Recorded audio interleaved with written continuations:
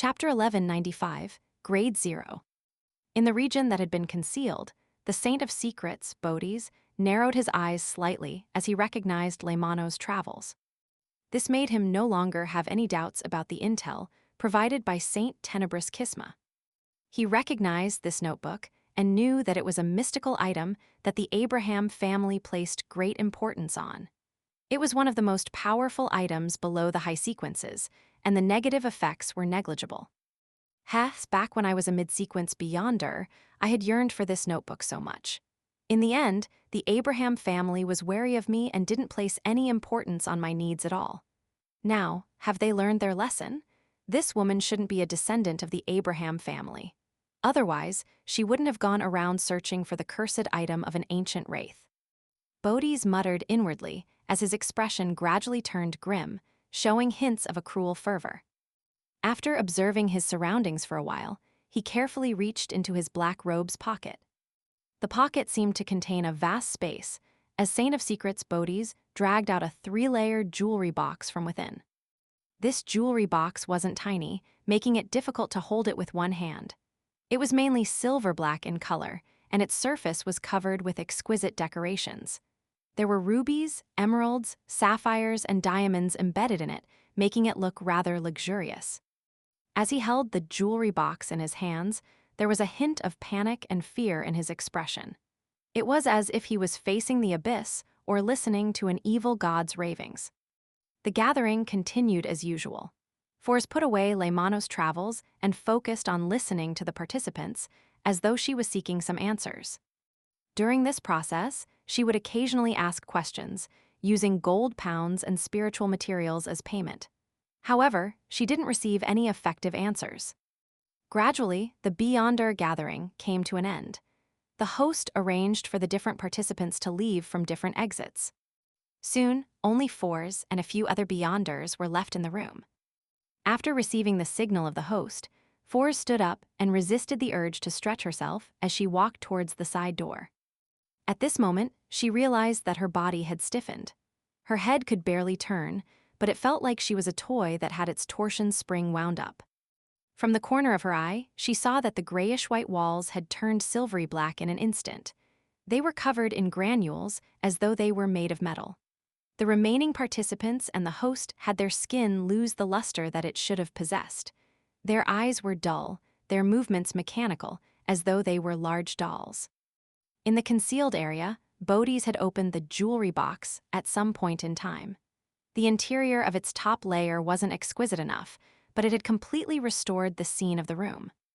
In the room, there were chairs and long tables scattered haphazardly. There were a few palm-sized puppets sitting or standing, as though they were trying to simulate reality. Among these people, the person standing was wearing a hooded robe.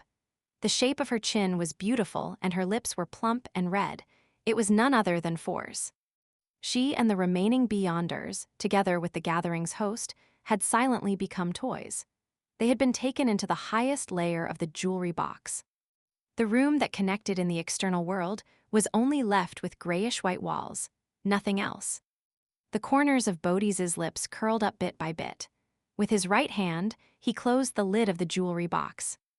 In just a single breath, he had magically controlled his target. This silver-black, 3-layered jewelry box was the Grade 0 sealed artifact that he had snatched from the Abraham family.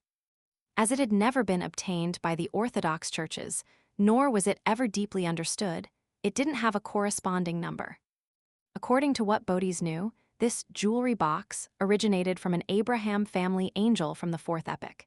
He enjoyed roaming the cosmos and heading to different places in the vast universe.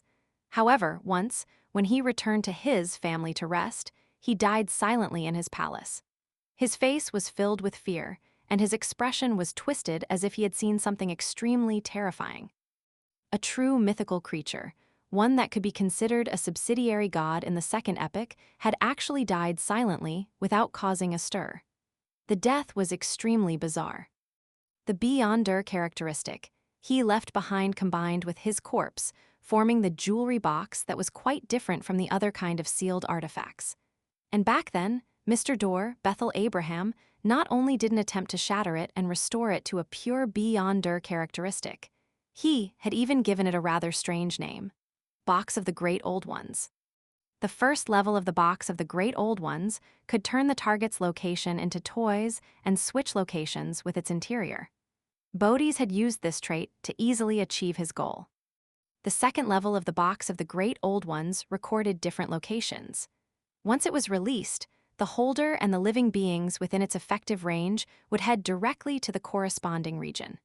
They would then wander around the cosmos like the angel from the Abraham family back then, exploring the universe.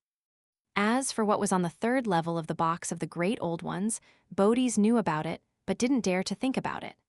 It was just like how he usually didn't dare come into contact with this Grade 0 sealed artifact. Smack! After closing the lid of the Box of the Great Old Ones, he grabbed the mirror that was embedded in the transparent vortex that was suspended in midair with his right hand.